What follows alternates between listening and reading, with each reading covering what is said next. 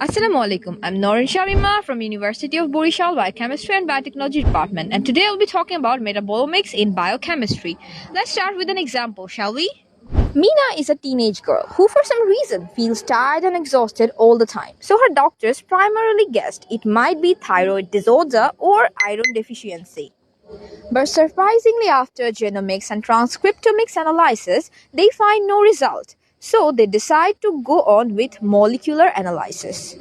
For that, they decided to test her blood and found excessive level of lactic acid and acetyl carnitine present, which actually indicates failure in the beta oxidation process.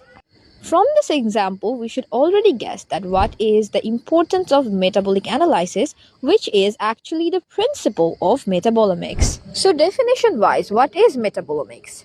Metabolomics is the comprehensive systemic study of all small molecules or metabolites present within a cell, tissue or organism under specific physiological conditions.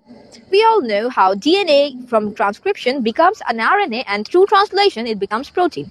And afterwards, through some biochemical pathways, it becomes metabolites in our body. Now let's dive into the mechanism of metabolite analysis. First, we collect sample and then prepare it, collecting biological samples like urine, tissue, saliva, etc. and prepare and store them properly to prevent metabolite degradation. Then we do metabolite extraction. For that, metabolites are separated from proteins, lipids, and other macromolecules using solvents like methanol, acetonitrile, etc. Afterwards, metabolite detection occurs, where we identify and quantify metabolites using some analytical techniques. Then, with the process numbers we get through the data, raw signals are converted into peak lists and metabolite concentrations. Noise is removed and data are normalized for comparison.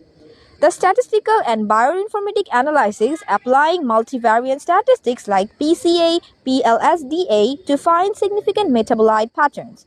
Finally, all the data is ready for interpretation to map the identified metabolites to known metabolic pathways.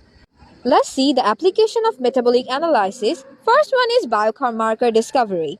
In type 2 diabetes mellitus, the elevated level of leucine, isoleucine and valine and acetyl carnitines in blood indicates early insulin resistance. Second one is toxicology and drug safety evaluation, where metabolomics detects early accumulation of toxic liver metabolites in plasma, allowing timely intervention to prevent failure of liver using acetaminophen. Thirdly, nutritional biochemistry and diet analysis, where blood metabolites analysis identifies altered lipid and amino acid metabolism in obese individual to identify obesity and weight management.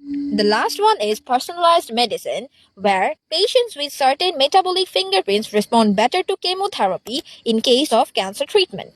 So now you know the basic concept of metabolomics and biochemistry. Thank you for listening. That was all for today.